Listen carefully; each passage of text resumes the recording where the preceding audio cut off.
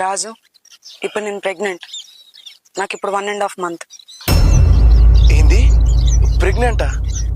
అదేంది అంజలి, మనం కలిసింది 2 సార్లు కదా, అంత తొందర ప్రెగ్నెంట్ ఎట్లయినావు? వా, నువ్వు మొగాడురా బుజ్జి. ఇంకేంది? నేను అట్లా అంటలేను అంజలి. మరి లేకపోతే ఇంకేమంటాను?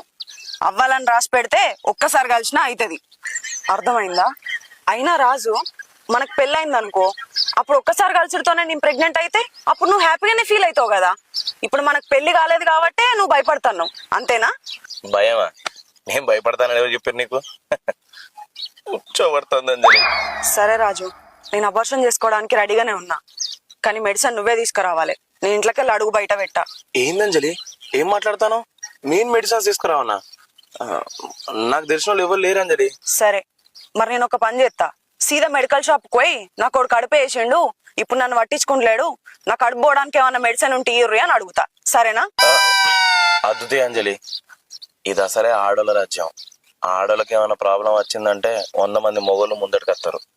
ఇక్కడ ప్రాబ్లం ఏంటంటే ఆ 100 మందిలో కామందులు కూడా ఉంటారు. నీ దృష్టిలో హీరో కావడానికి నన్ను పొట్టు కొడతారు.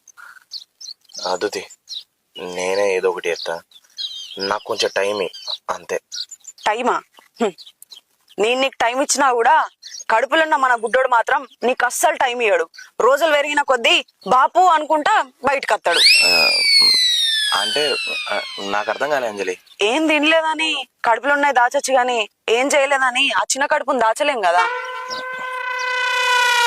అర్థమైంది. సరే మరి నేను పోతన్నా. నీకు ఇంకేమైనా డౌట్స్ ఉన్నాయా? డౌట్స్ ఏం లేవు అంజలి, కానీ ఒకవేళ నాకు మెడిసిన్స్ దొరకకపోతే ఏం చేద్దాం? ఏం చేద్దాం? కందాం. అమ్మో అద్దంజలి, ఇప్పుడప్పుడే పిల్లలద్దు. నేను ఇంకా లైఫ్ లో సెటిల్ కాలే కదా. మరి కనలేం కదా.